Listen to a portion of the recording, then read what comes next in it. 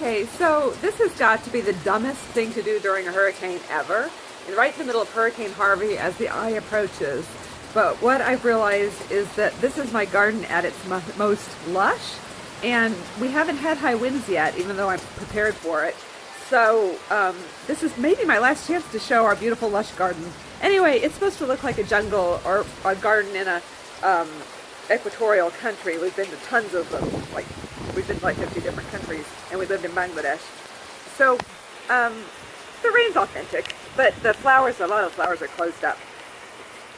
So anyway, this is 1 year of work, basically. I mean, not half a year work. I started this in February. There's some existing plantings, but most of this is new. There's about 230 species. I'm not going to talk through all of them.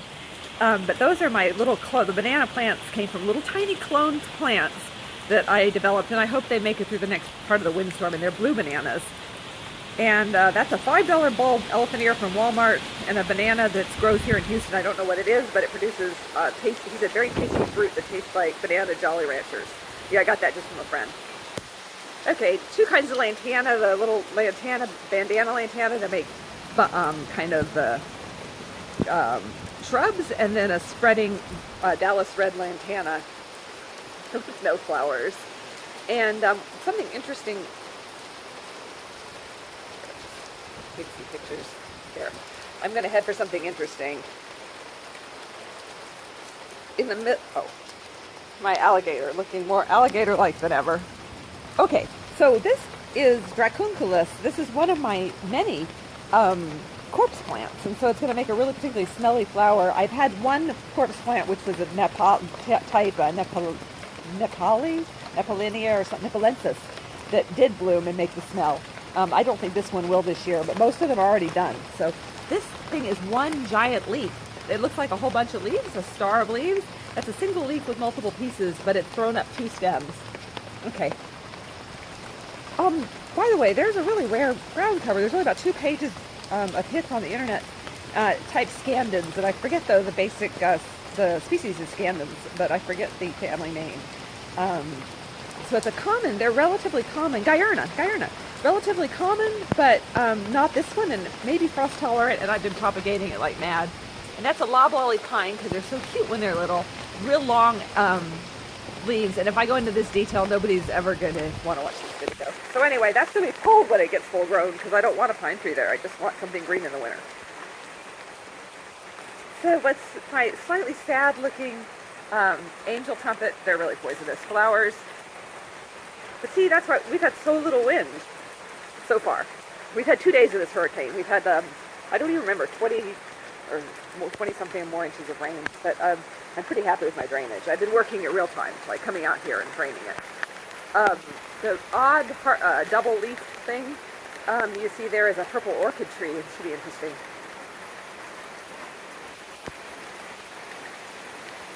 And some Mexican papyrus I got from a friend.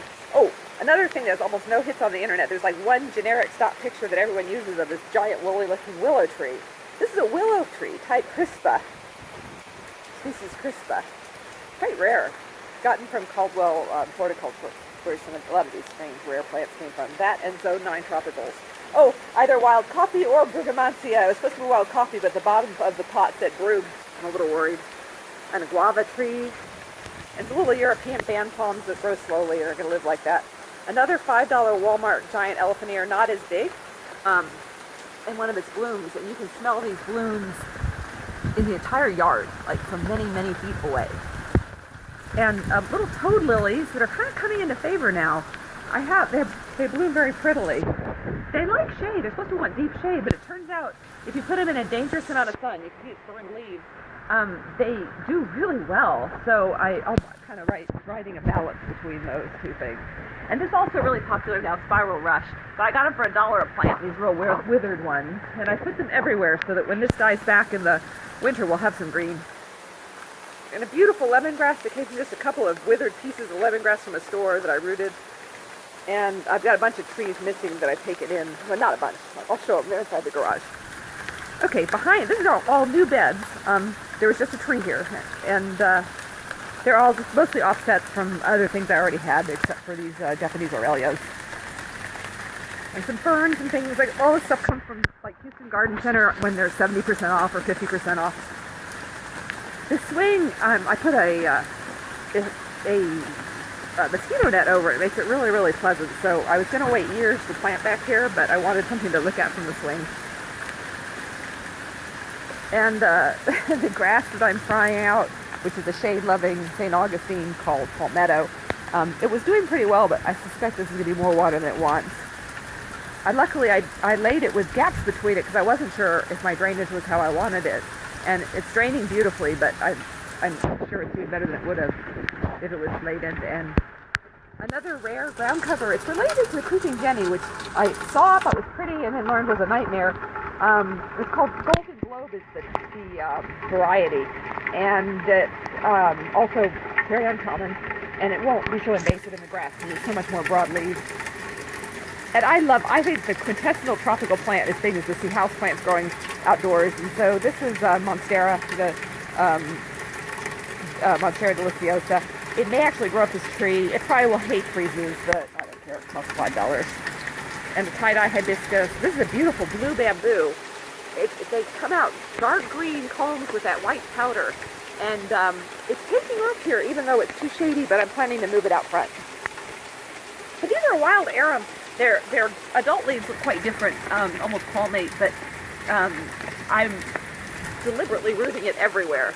Because it's just everywhere where there's shade. It won't be invasive because the grass will take over the sun. And the flowers aren't here right now, but it's blue flowers. This is an Indian plant. It's called a clock pine. Okay, these are smaller, by the way. Those are a smaller version of elephant ear. They're just, these actually were bought. This one came with the purple. The ones with the purple just came from the grocery store. Yeah, they're just taro.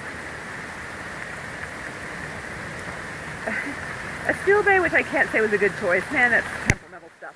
Dancing Lady Ginger, was one of my few non-planned stupid purchases. Wouldn't go where I wanted it, but it's so lovely. I wanted it by a chair where I could look at it. I'm going to put some in a pot so I can look at it. So this is the pawpaw patch. Pawpaws grow mostly in the southeast. Hopefully they'll grow here, and they make apparently a quite delicious fruit that can't ship at all. Starts to rot immediately. So I'm looking forward to see whether those will work. And all that wandering Jew comes from like one little $2 plant in an itty-bitty pot that I bought, and it propagated it, carefully, purposefully. And all these little pepper plants I grew from seed, which I didn't want to do, I didn't plan to do, or I don't like growing things from seed, but we went to Jefferson's Monticello, and we brought home seeds as souvenirs, and so I have a ton of these little chili coquine pepper plants that it turns out you can buy for $2 at H-E-B. I like these. These are just getting popular. This tricolor, and I just forgot the name just now. They hate freeze, but it'll probably die back. And they also really, really hate sun, but in the right spot, I like them. And this is hidden ginger. It makes wonderful smelling blooms, which I've smelled and had. This is chaya. It's edible. Can produce cyanide, although some varieties don't. And this was taken from a plant the guy eats raw in shakes, but I will always cook. It's a spinach-like plant. Also from Central America. It'll be a dieback perennial.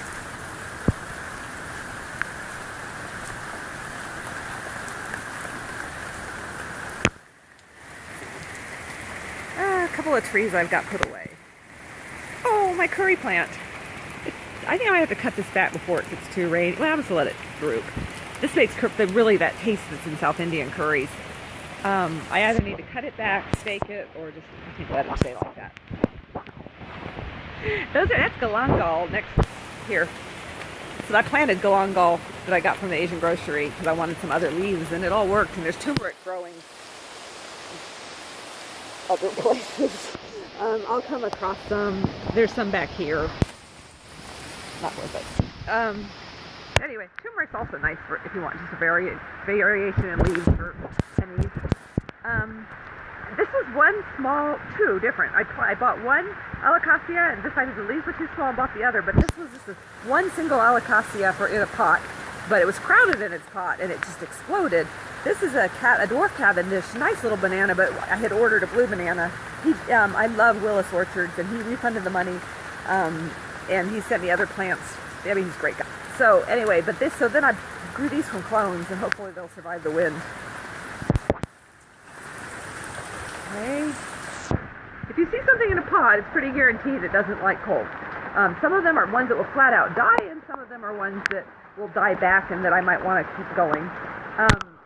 An exception is that leopard plant with the yellow flower that you can see over there. Those will tolerate a lot of cold. They will tolerate absolutely no sun. They're supposed to, but they really, really hate it. This gets a little tiny bit of sun. And so I had to move this around a lot until it was happy. There's one in the ground now that I understand them better, back behind that bench swing. My daughter's sweet potato vine, this is a few weeks old. I mean, I've only had this planted weeks, and it's just taking off. They can bloom, but I don't know. Anyway, it's just there. Oh, this makes wonderful little pink fluffy tails. It looks like kitten tails, and I guess they drowned in the rain. But it's spreading on purpose. Okay. Oh, Feijoa. It's a Brazilian tree, a tall shrub, and it makes an edible fruit. It makes beautiful blooms. The blooms have smell. It's evergreen. What more could you want? Except it likes to be dry. And it came a whole bunch in a pot. And at Buchanan, which should know better, they told me, oh, it's one tree. And I thought, I don't want a 12-stem tree. They said even if it's more than one tree, you should keep them together. And I pulled them apart, and I put them in 3 places, as you'll see, where I'm experimenting. One is where I want it, but it's, I think, too wet. One's where I thought it'd be very happy, and one's in a pot in case none of it works. And it's turned out the potted one's the happiest. It's still in a grower's pot in that big pot, by the way. Sweet 4 o'clock, also from Jefferson, also native, also from Jefferson, Monticello. Petunias, which actually bloomed all summer, which is great. Huge squash. This should make, was just planted in August as an experiment by my daughter, but it's supposed to make, they're called trombone squash. Look them up, they really sound cool. It's a true climbing zucchini-like squash that converts into a winter squash with a thick rind. A whole bunch of experimental peppers and moonflower, which in the daytime normally you can't see the flowers at all, but those soggy things are the flowers from last night. And amaranth, that's my backup to what you'll see out in the front yard.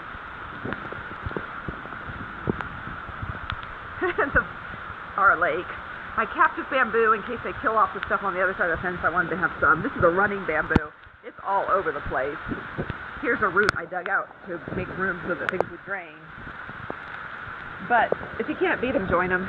I really think it's pretty. I've had it before in another yard. I like it. The other bamboo I have is clumping. That blue bamboo is a clumping bamboo. This is another vine I borrowed some of. I think it's pond vine. I don't think it's pepper, but I'll try it later and find out. And some bat-faced colthia, which I have some beautiful still pictures of, but it's getting too battered in the rain. As am I.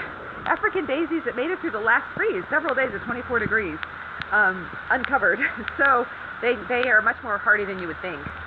And this lovely red-tipped bloodgrass, which was very unhappy. I planted some here and some under there because it can tolerate shade, under there with the alocasia and the blue bananas. And it was miserable both places, but I put it in that triangle garden and it's working. So this is my reserve over there. That's my reserve over there. And once I'm sure the new location works, I'll move that. More papyrus. Again, this will go in the ground even though it's invasive. I just am holding off a little while. Lady palm, which is wonderful. It's hardy. 20-something degrees, didn't care at all. Spreads it slowly. That's like 20 or 30 years of growth of it. These horribly misplaced cycads. I didn't do this. I did this to sell the house. And what may be drowning, Chinese lantern vines. These are very invasive, but I want the invasion. I can contain it easily here. And they make these beautiful little orange lanterns in the fall that dry. And, this is a bay plant. I highly recommend it. Sweet bay. Grows, it actually likes some shade, it turns out. And you only need 1 leaf at a time. So I ordered it online. And that's a sunshine type. It makes the yellow. The yellow's on purpose. That's not a yellowing plant. So it's decorative. It could turn into a 4-foot tree, but not in my lifetime. I mean, a 10-foot tree or whatever, 20-foot tree. But no time quickly. And I only need 1 leaf at a time. And a thornless rose, Lady Banksia, I think, for my daughter. Let's see. 2 kinds of fern. I'm going to put some more in here. Sword fern and a western, southern something fern. This one's deciduous. This one's evergreen, but doesn't like freezes. It freezes back hard. And the amaranth is not happy there. I won't do that again. And a very tall millet that's beautiful, red millet. And this is not a full sun location, but not beautiful enough to grow next year. Oh, and pots. I had amaryllis everywhere that I got again from a neighbor. This was gorgeous. This thing grows great. This is an incense. This is a passion vine type incensia. I wanted Encanta, the native maypop. I got it from Buchanan's. Assumed it was, and I was wrong. And so I planted edulous over here to make edible ones because the incense doesn't. And I'm going to cross-pollinate, and then hopefully both vines will produce fruit. And this makes tons of runners, so it's another very invasive plant, but I'm all for that. There's one. I'm giving them away, letting them grow, and then giving them away. VTEX, but it's going to make pink blossoms, but it didn't bloom this year, and I cut it back right before because we thought we were going to have windstorms. And lantana I dug up along the side of the road when they were destroying a bunch of gardens. And some stuff I planted back there. Okay. This is the one in the location that Feijoa may not like. It's been happy so far. We'll see how it likes this situation. So this is the truly giant. You saw the 8-foot tall elephant ears I have. Well, those are not the tall ones. Those are called giant. This is the Thai giant. It's supposed to make the really huge ones, but it came from a quarter-size clone. I mean, like literally the size of a quarter or a 50-cent piece. And I got 2 of them this year, and I coddled them along. See, it's blooming. And hopefully in the next year, I'll get the huge one. This is a swamp hibiscus, also from seed, which is not easy, from Jefferson's garden. It actually came from Jefferson's Monticello. And it's bloomed once. It's really pretty. You can see the light. And I may buy 1 or 2 more of these. I don't want to do any more from seed. My lemon tree, I'm going ahead and letting it, you shouldn't the first year, make 2 little lemons so I can see how they are. More sweet 4 o'clock. I had a lot of zinnias and cosmos here, but it was starting to crowd out the plants that needed sun. And I had impatiens that were sheltered by them. There's going to be a palm tree there very soon. A special type of bottle brush called Slim. I had to order it. It's an Australian cultivar, and it grows tall and skinny. And it was. It's just spreading out and getting squashed by all the rain. These are okras. I just picked okra, so you can't see the really big ones now. Really productive and really pretty. People keep saying what pretty bushes they are. They don't even notice the okra. And those are castor plants. Poisonous, but not really. They did a study where hundreds of kids ate the beans. I mean, not on purpose, but all they did was poop castor beans. They're not as harmful as people think. They produce ricin, but it takes a lot of work to get it out. And these are blackberry lilies, also from seed. Turns out you can buy them not that expensively, but again, the Monticello souvenirs. And my rain gauge that filled like 3 times, we can't even keep up with it. Cane from beside the bayou, it's usually a little closer to the house, but I wanted it in out of the wind, and then I decided I wanted to get more rain, and in a minute I'm going to go move it out of the wind. You can feel the wind kicking up, so we're getting near the eye of the hurricane coming our way. We've only had lots of rain up till now without hardly any wind. That is amaranth, that red stuff. It really is delicious. Like everything says it's going to taste like spinach. Nothing really is like spinach. This one is like spinach. And I think we're going to have it for dinner. I can see it blowing already. They're going to get uprooted if I don't cut them. And it's hard to see flowers. Everything's foggy. Here's a few. Here's one. These are tropical hibiscus. I didn't put these here. I thought that these were her style of gardening, but it turns out I think they just put them here to sell the house. But they did come back after the freeze, so I think I'm committed. I can't see pulling them up. All right, there's a fig tree back there. Well, anyway. And this is another fig tree that's all bent over. I think I'll just leave it as it is. You can see it's making figs.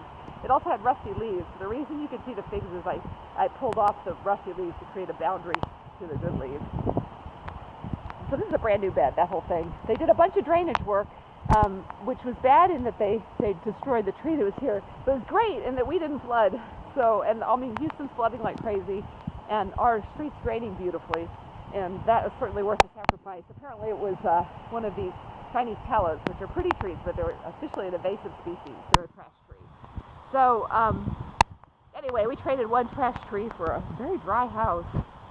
A huge agave we bought for like $10 and hauled home in a pouring, driving rain, and we're going to put it in the ground with a bunch of succulents.